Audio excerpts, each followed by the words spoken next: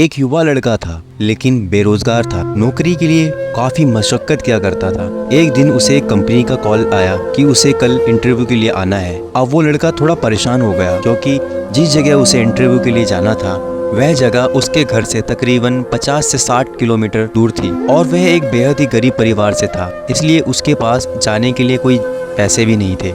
लेकिन उसको जाना तो था, नौकरी उसके लिए बहुत ज़रूरी थी। जैसे तैसे करके उसने 50 रुपयों का बंदोबस्त किया और घर से निकल पड़ा। मगर वह बेहद ही निराश था क्योंकि टिकट के पैसे 50 रुपये से ज़्यादा थे। तभी उसको पास में एक मंदिर दिखाई देता है और वह उस दिशा की ओर चला जाता है। तभी वहाँ उसकी नज़र एक भिखारी पर पड़ती है, लेकिन वह उसको नज़रअंदाज कर देता है। मगर भिखारी उसको परेशान देखकर पूछ ही लेता है, आपको शायद कोई परेशानी है, क्या मैं आपकी कोई मदद कर सकता हूँ? लेकिन वह उसको कुछ नहीं बताता।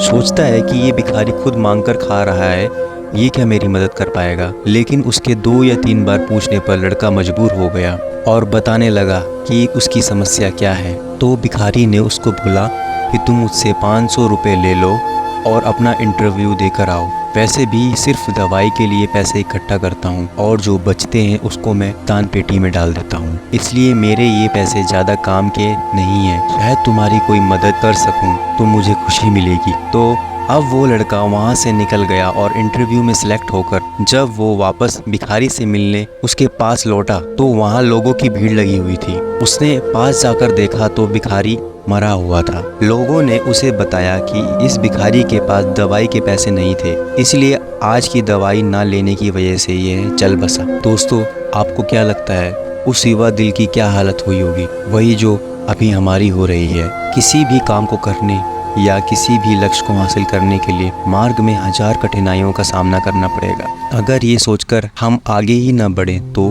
हो सकता है रास्ते में कोई हो जो हमारे मदद के लिए बैठा हो।